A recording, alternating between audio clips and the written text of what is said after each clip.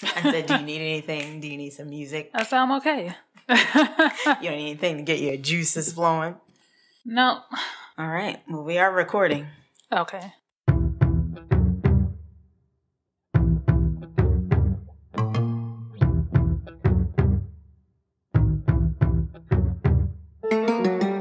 Hello, world. I'm Britt. And I'm Dee. And welcome to another episode of It's a Strange World After All. The podcast. Somebody's going to be like, did y'all rehearse that at all?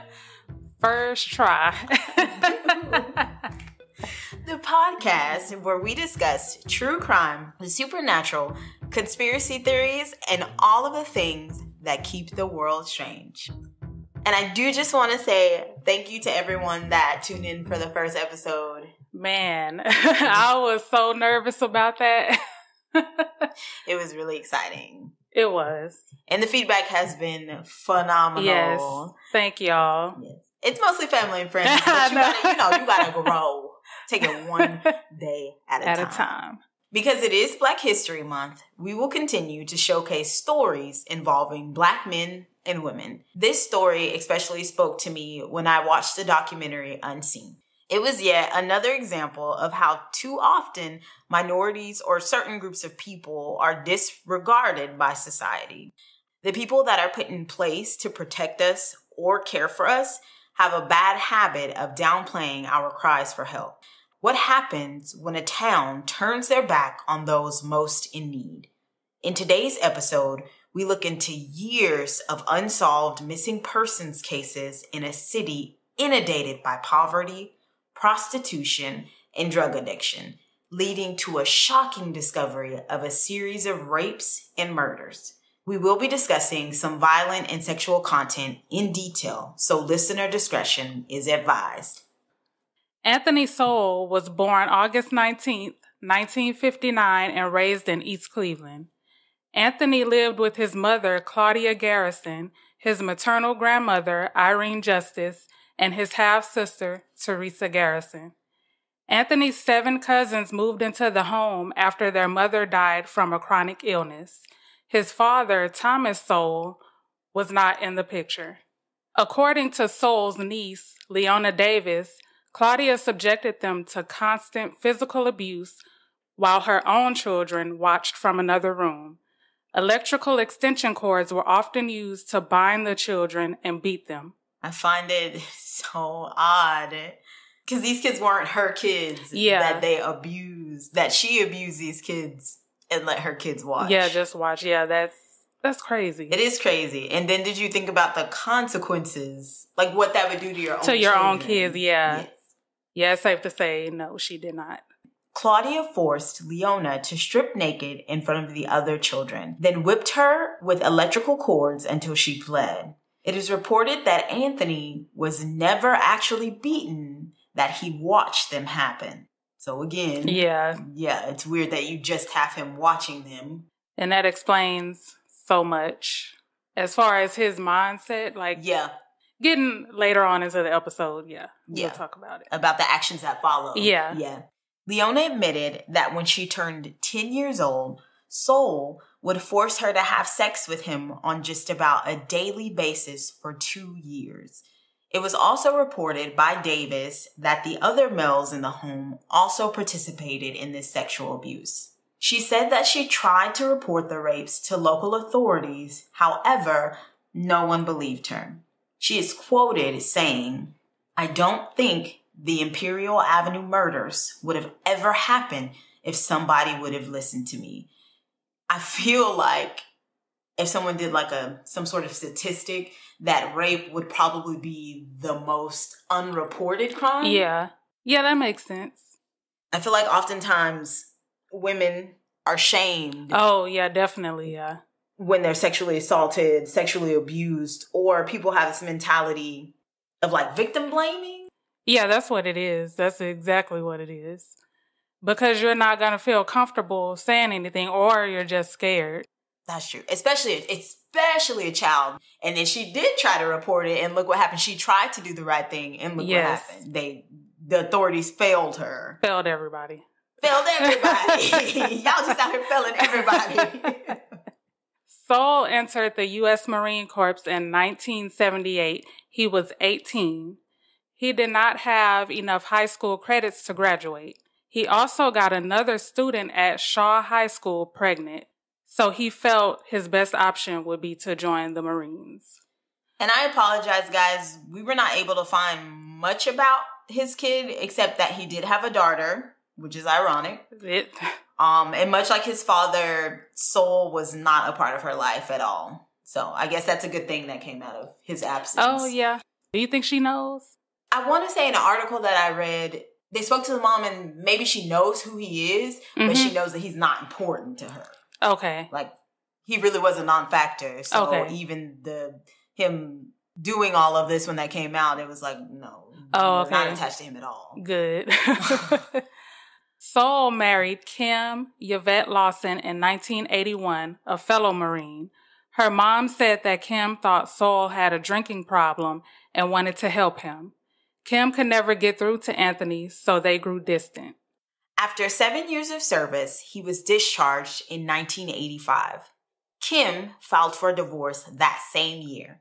Anthony returned to his childhood home, and over the course of the next few years, he would continue drinking habitually and building an arrest sheet. Kim passed away in 1998. On July 22nd, 1989, Anthony convinced Melvette Sockwell, who was 3 months pregnant at the time, to come back to his home. When they get to his upstairs attic, Anthony attacks her. He asked her to strip naked at knife point. Then he bound her hands and feet with a tie and belt. He gagged her with a rag and threatened that if she tried anything, he would kill her. Sowell raped her, then fell asleep. He's so cocky and he just fell asleep. Either that or he was just that high. It's safe to say they were doing the drugs. Yeah. So, with Anthony asleep, Melvette used that opportunity to try and escape. She crawled out of the window and got the help of 2 women passing by. Melvette told police that Anthony choked her so hard that she felt her entire body tingling and she thought that she was going to die. I can't even imagine. I freeze up in any type of situation, so I can't even. It's like, what is it? Fight, flight, freeze. That's what it is. Like the way that your body responds. Oh, yeah. That's how my body responds all the time. So. I think I would fight, but I'd probably die. Oh. Because I have a terrible mouth, number one. Yes, you do. Just talking shit the entire time. Or he might just let you go because he don't want to deal with it. I'm sick of it. Go back.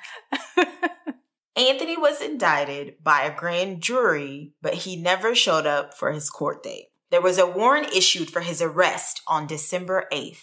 June 24th, 1990, another woman reported being raped by Anthony. She was 5 months pregnant. So I know he knew that she was pregnant. Yeah. Her report was similar to Melvette's in that she said she was beat, bound, and raped. She escaped after Sowell fell asleep. Again. Anthony Sowell was finally arrested, but he was never charged for that incident because the woman was never found to give her testimony. Sowell was charged with kidnapping and rape in the Melvette case. He eventually pled guilty to the lesser charge of attempted rape and served 15 years in prison. While in prison, as a part of his sentence, he was supposed to register as a sex offender and attend mandatory counseling sessions. It is reported that he never attended a single session. In an interview with a former prison inmate, Roosevelt Lloyd, he stated that Anthony did not think of himself as a sex offender. He never actually felt like he did anything wrong. He goes on to say that Anthony was a private person and he didn't want people to know his business. First of all, sir. I imagine that he said it like, I'm a private person. I don't want people to know my business.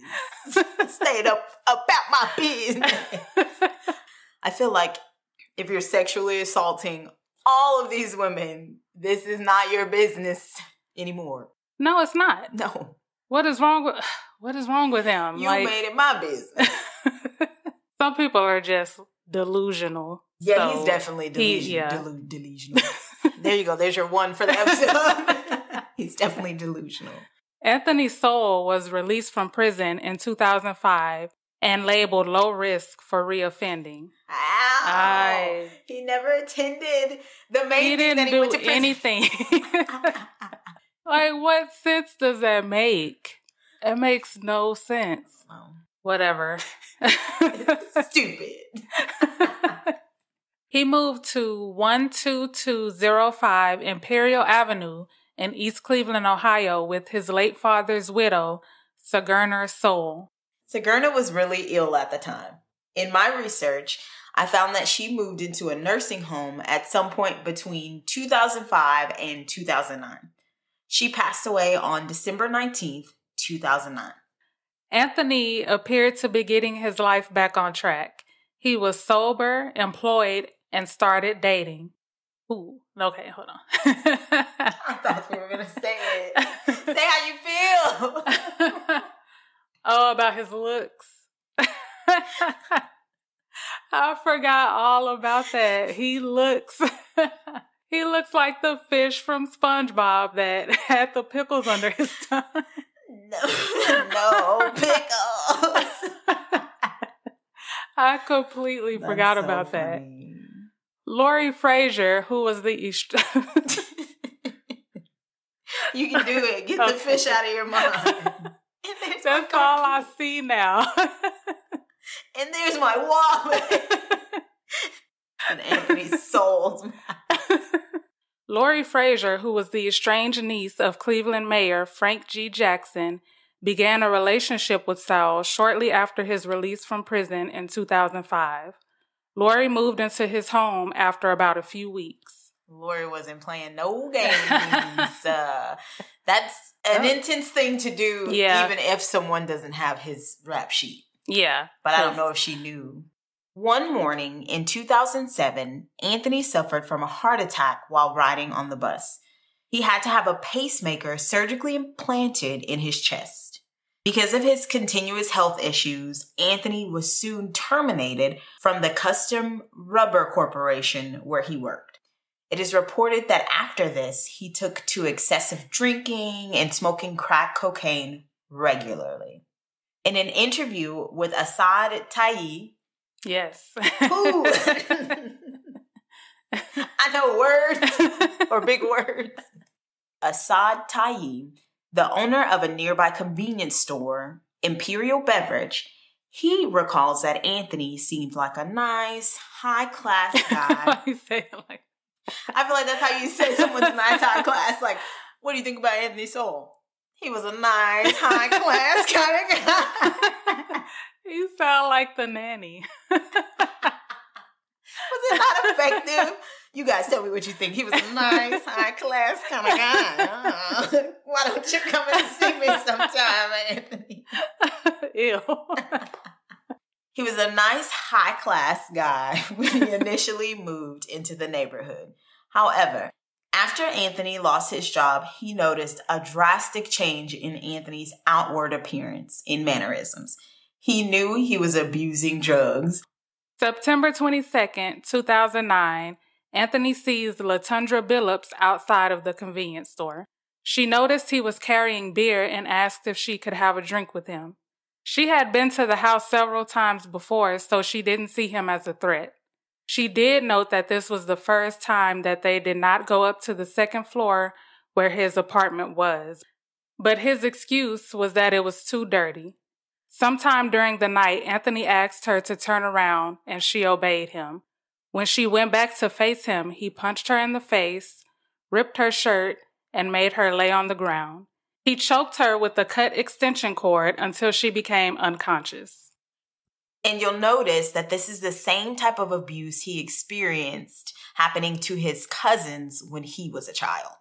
LaTundra woke up and saw Anthony sitting in front of her in a chair. She said she felt wet, and she immediately knew she had been raped. Anthony threatened to kill LaTundra and himself. She tells him that she did not remember anything strange happening and convinces him to go to sleep with her. She pretended to sleep through the night. The next morning, LaTundra reassures him that she would never tell anyone anything about what happened because there was nothing to tell. Nothing happened. He decides to let her go. LaTundra walked out of Anthony's home, down the street, and as soon as she turned the corner, she ran straight to the hospital for a rape kit. LaTundra also filed a police report, but 3 weeks would pass before a detective followed up with her. It doesn't surprise me that it took 3 weeks. I mean, it's a Black woman. And she's what people call a crackhead. Yeah, she's a crackhead in the community. That's what the people call it. Yeah, and she was big in the community. Even, what's his name? Assad, the store owner, knew her. He called her Lala and knew that she was a crackhead, knew her kids. So I forgot about that. Yeah. On October 29th, 2009, the local authorities visit Anthony's house with an arrest warrant for her rape. Anthony is nowhere to be found. They notice the foul smell throughout the house and discover 4 decomposing bodies in a crawl space on the 3rd floor of his home. Jesus. That's so much. They find another 2 bodies in the basement along with a human skull.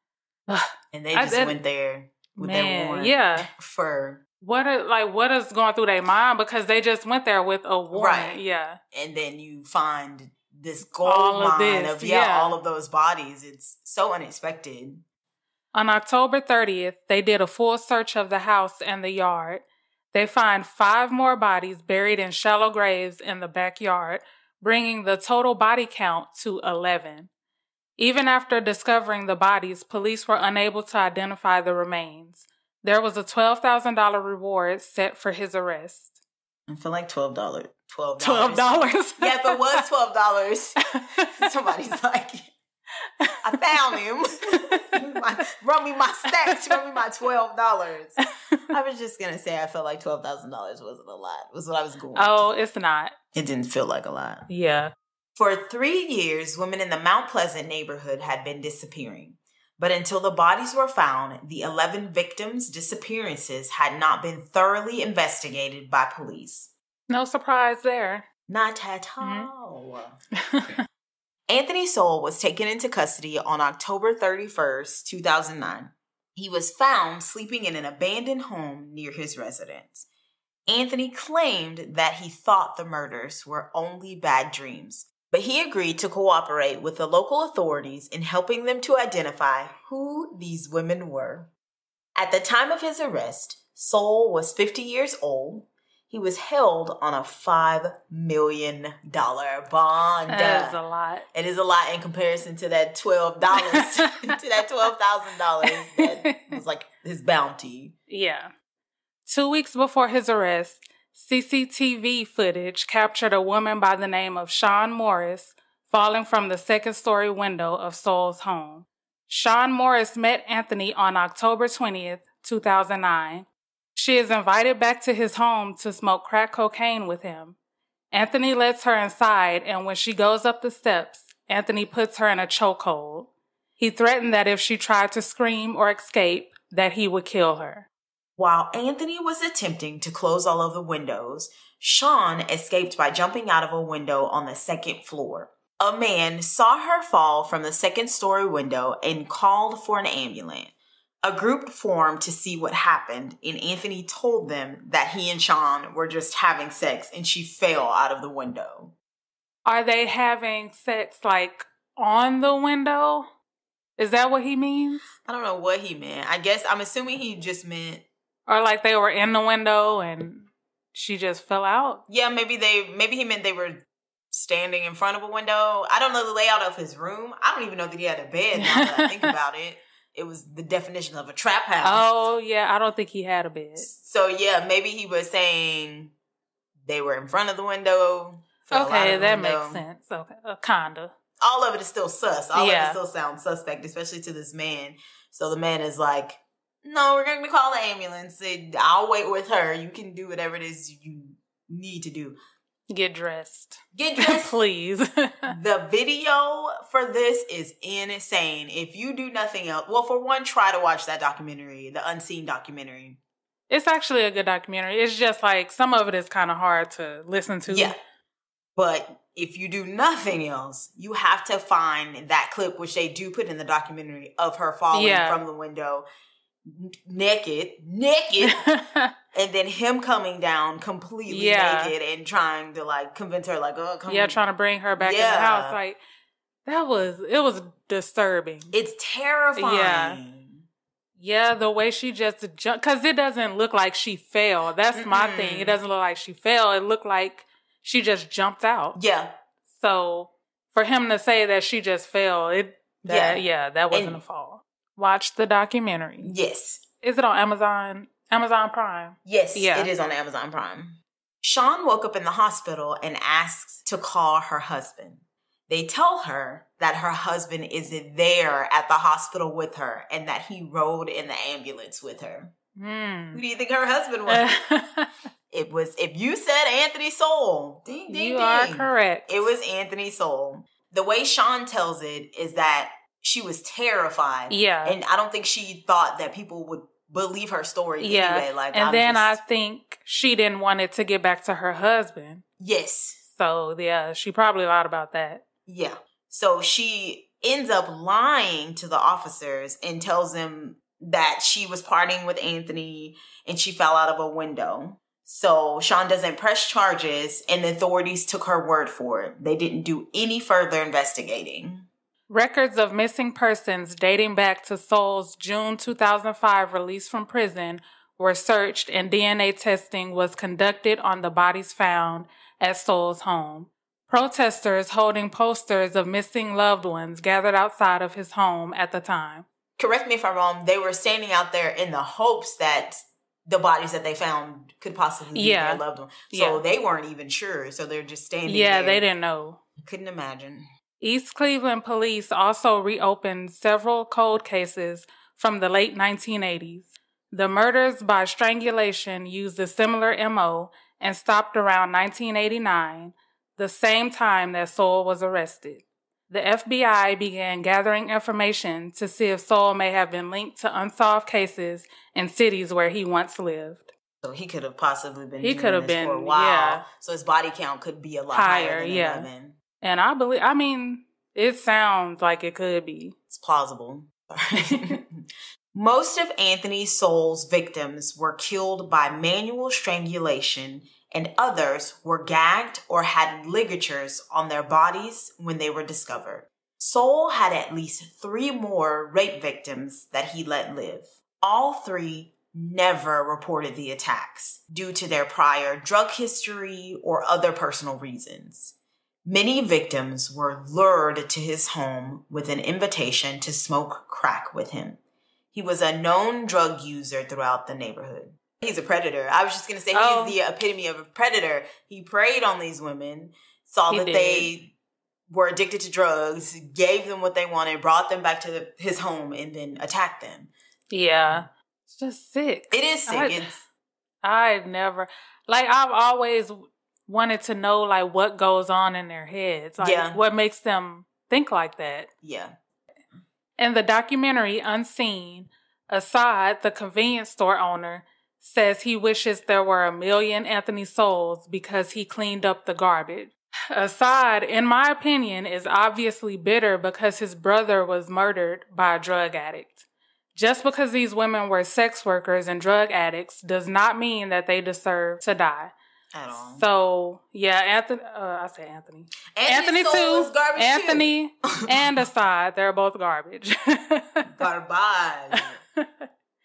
On November 5th, 2009, 2 of the 11 victims were identified.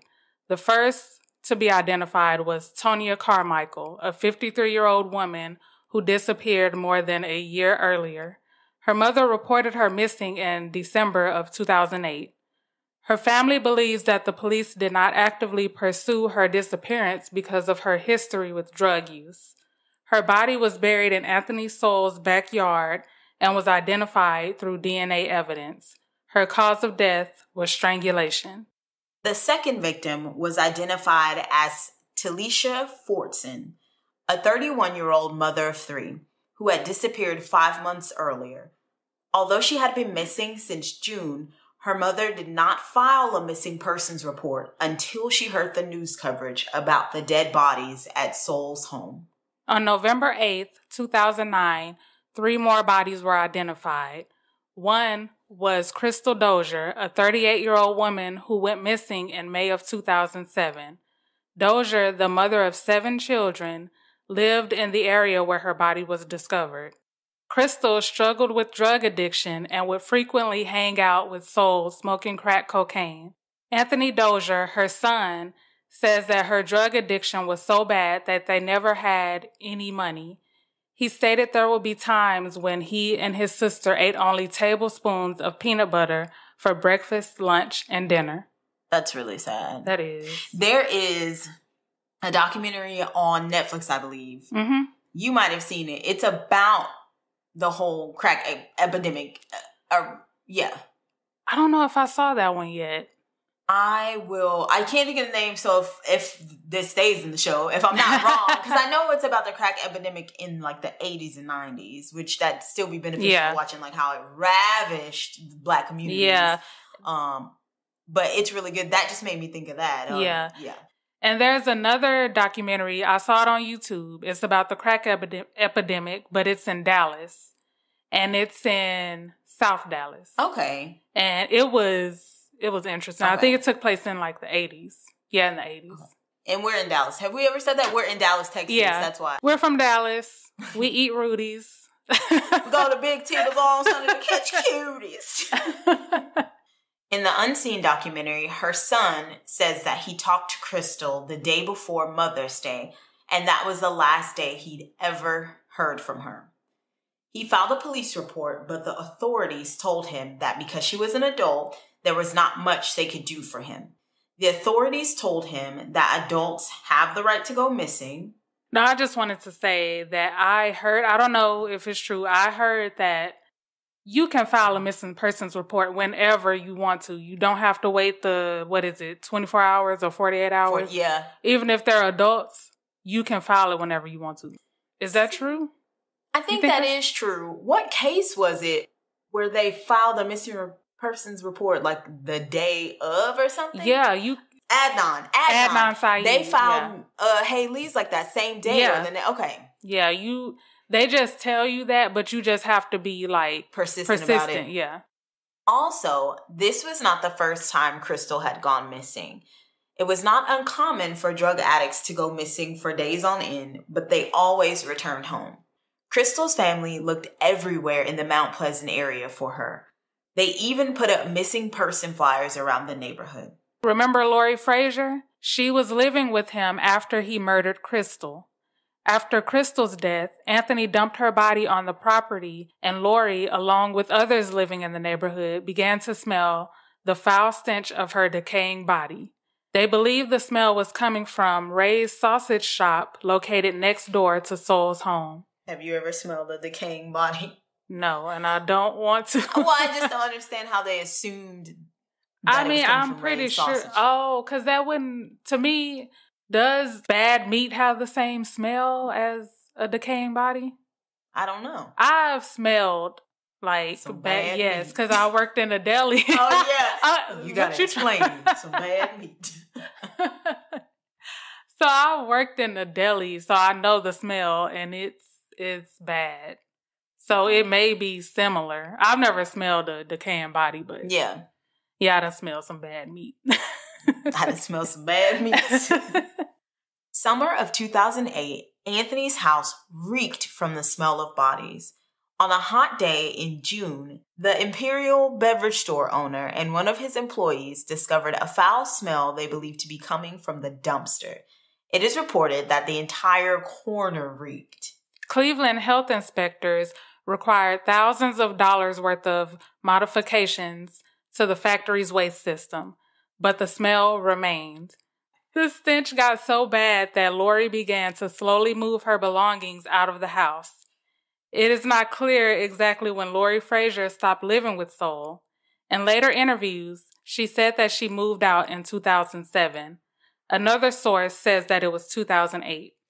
Lori said, I ain't with it. Fuck this shit, I'm out. No, but I wonder if she had any idea what Anthony was up to. Did she know? That's a good question because, like, it depends on how much she was at home. Because how could you not know? Especially with, again, you've never smelled a decaying body. Hopefully none of you have smelled a decaying body. Oh, yeah.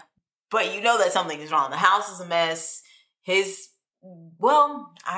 say his behavior didn't change much other than, like, the crackhead stuff. Crackhead stuff. Maybe she didn't know. I just find that a little hard to believe. In a lot of these cases, you see that a woman lives in a wife, somebody's mom lives in the house, and they have no idea. That's true, but how do you not know? You know, you just didn't want to know. Not unless she was on drugs too, which she probably was. Oh, possibly. Yeah. The second woman identified was Imelda Amy Hunter, a 47-year-old woman who was a beautician and a mother of 3. She didn't live in the area where her body was found, but she visited frequently. A previous injury left her unable to use one of her arms. In April 2009, Anthony invited Amy back to his house to smoke crack cocaine. He strangled her with her purse strap and buried her in his backyard. Sources say that Amy's brother had often dropped her off in Anthony's neighborhood and that she would drink beer with him at his house often. Her family didn't report her missing until after police began removing bodies from Sowell's home. So that sounds like a trend. Yeah. The third was Michelle Mason, a 45-year-old woman who was last seen in October 2008. She was also a drug addict and was invited back to Anthony's with a promise of crack. He strangled her and left her body in his home. She lived in the area where her body was found. According to records, the police conducted a full investigation when her family reported her missing. But her family felt like the police never took the investigation seriously due to Michelle's arrest record. Another body was identified as Tashana Culver, a beautician who lived at only a few houses away from Anthony and went missing in June 2008. The mother of 4 was 31 when she was murdered. Authorities also identify LaShanda Long. She was killed in August 2008. She was 25. It is reported that Anthony killed her and dumped her severed head in the basement of his home. Jesus. Yeah, that's somebody's daughter. Whether she'd been addicted to drugs, a prostitute, whatever, that's somebody's daughter. Yeah, she didn't deserve that. None of them deserved it. No. He just didn't care about them and the way he just discarded them in his house. Like, he was careless with that too. There was no, like, you know, some serial killers have, Dexter's not a real serial killer, but he has a code. Like, he has a code that he sticks to, and he's meticulous. Like, some serial killers take care of their victims. Yeah. Not Anthony. He did not care. No. He was trash. Like all killers. Don't put that in there. Put it on a t-shirt. All killers are trash. Sometime between December 2008 and early 2009, Anthony spotted Gladys Wade at a nearby bus stop. I apologize because the exact date is unclear. The Unseen documentary has 2009, and some articles we found have a 2008 date. So just keep that in mind. It's somewhere between 2008 and 2009. Anthony invites her back to his place to have a drink with him, and she rightfully declines. Smart. Anthony attacked her right there at the bus stop and brought her back to his home. Gladys fought Anthony off and broke through a glass door. She ran into a nearby pizza shop and begged them to call the police.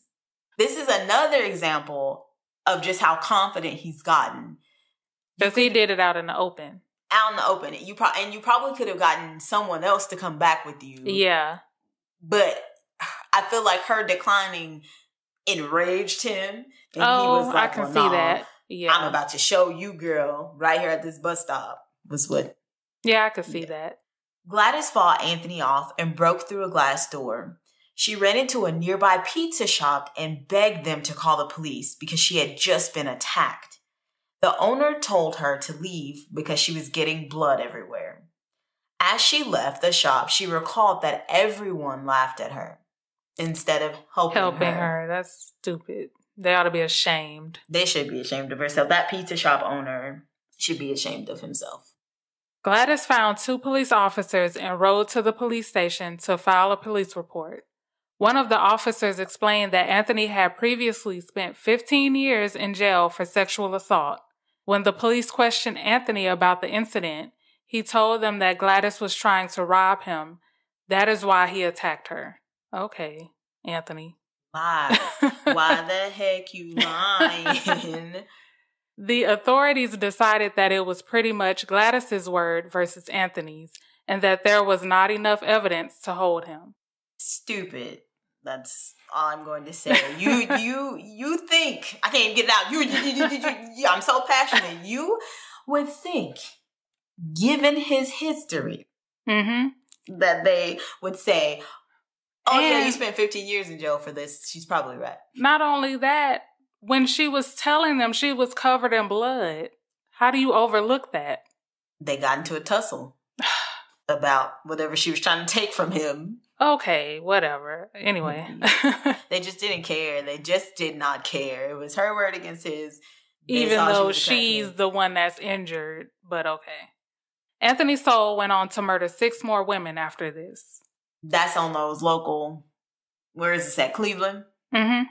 That's on y'all. If y'all happen to be listening to this episode, that is on you guys. That should never happen. Yeah. Nancy Cobb, a mother to 4 children, went missing in April 2009.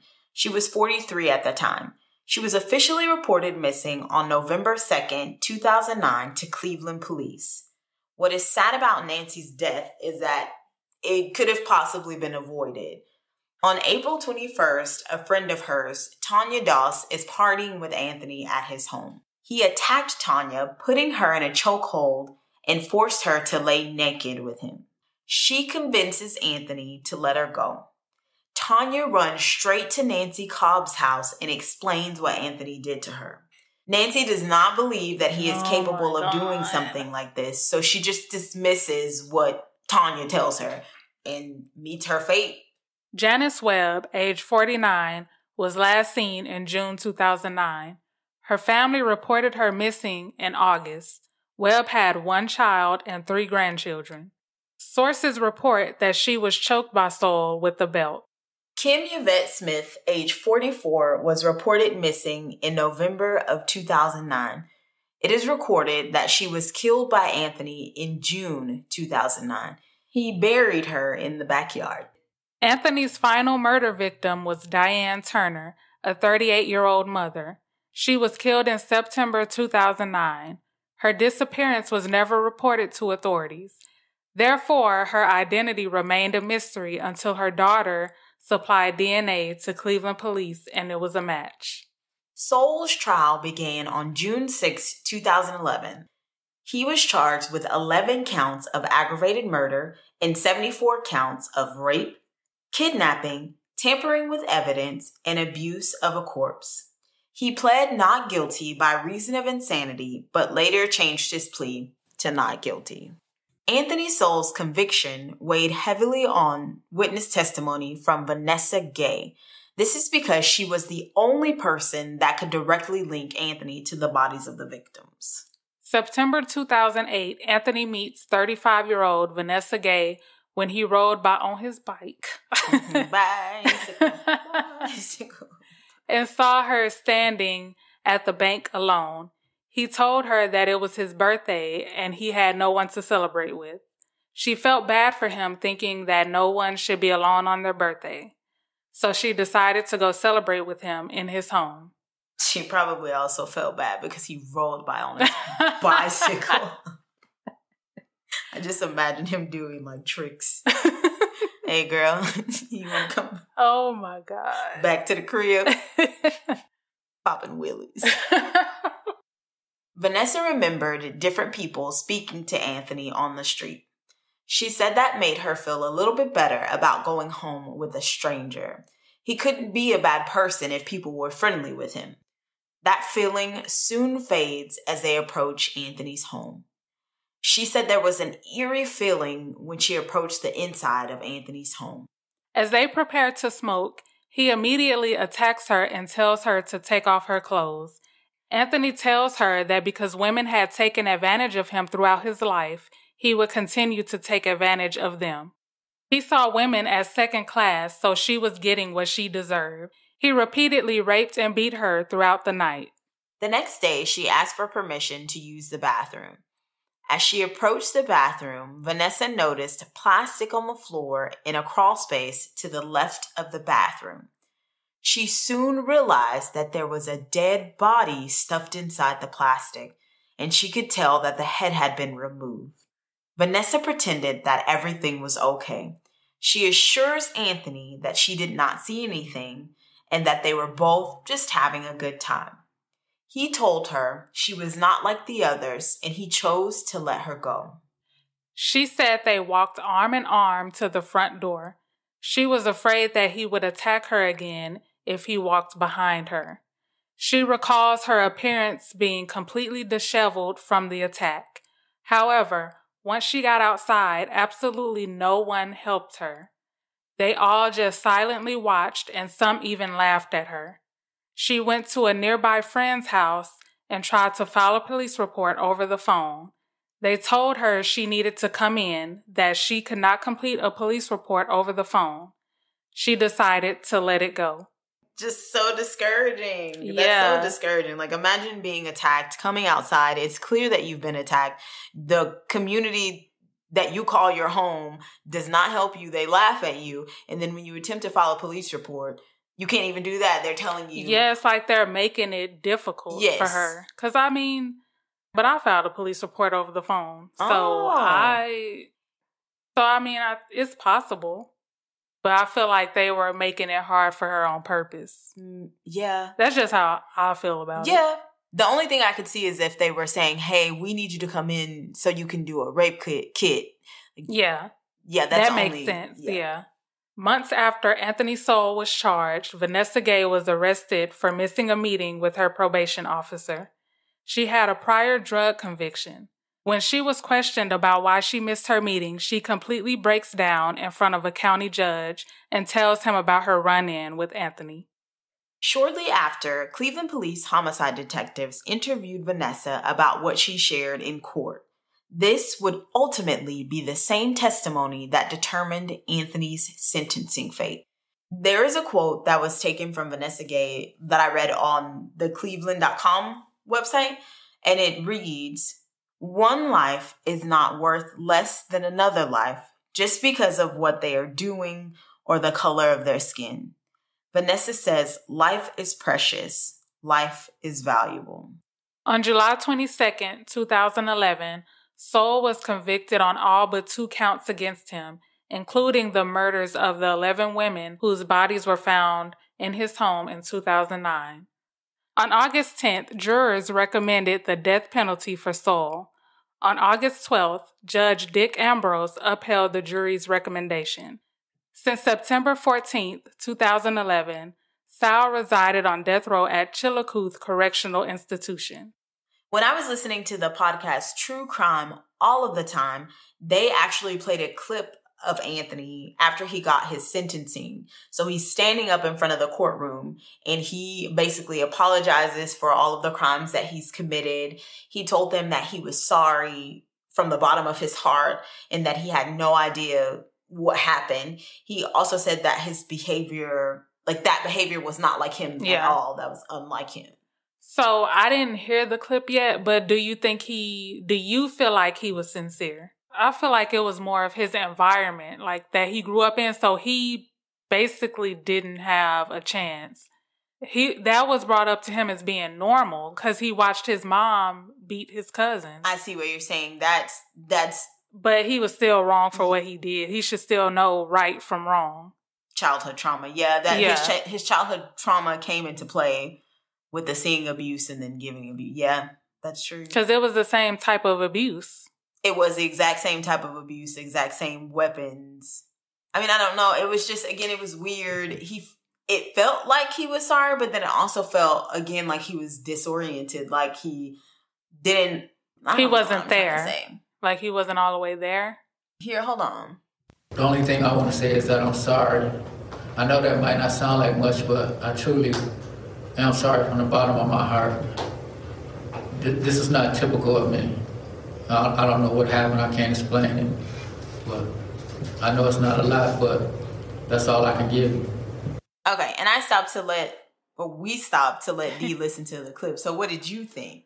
His apology, it was short. It was a little bit of emotion, but I wasn't convinced. Yeah. I don't feel like there was remorse. It was just like he was like, oh, I'm sorry. Which, how do you apologize for being a serial killer? It felt almost immature, or it felt almost elementary to what. Like he was forced.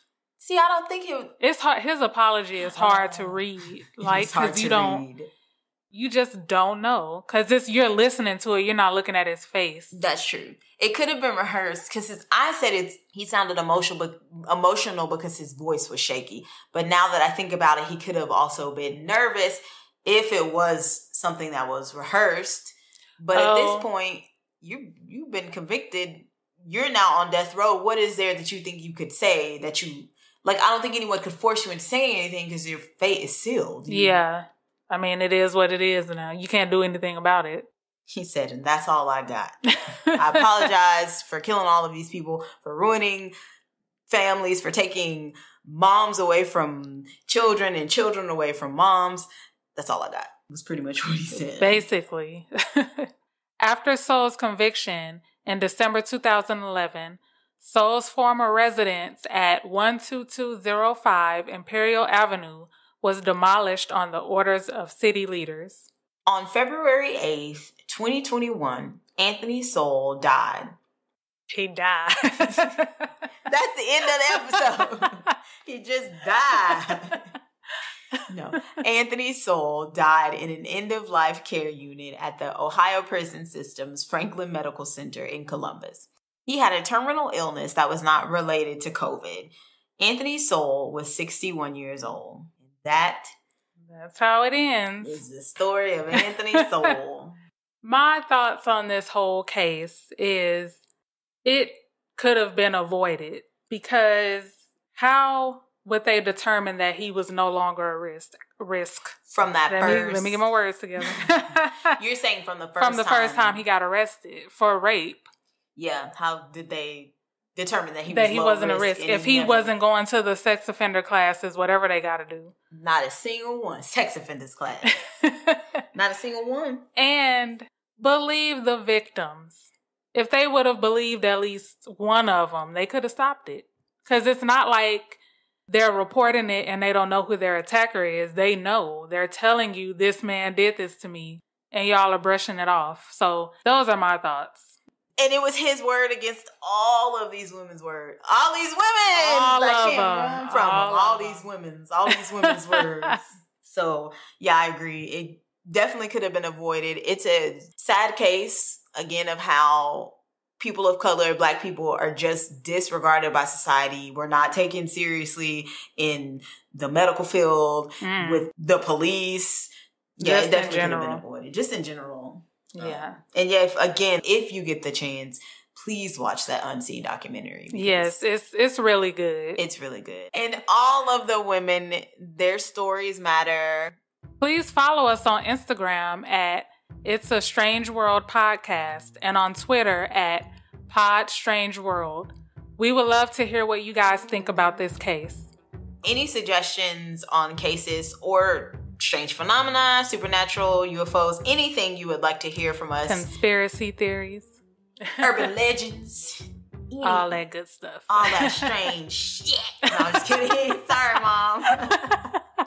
Just let us know and we will be happy to oblige. Thank you again for listening. We have been your hosts, Britt and Dee. Thank you for keeping it strange with us.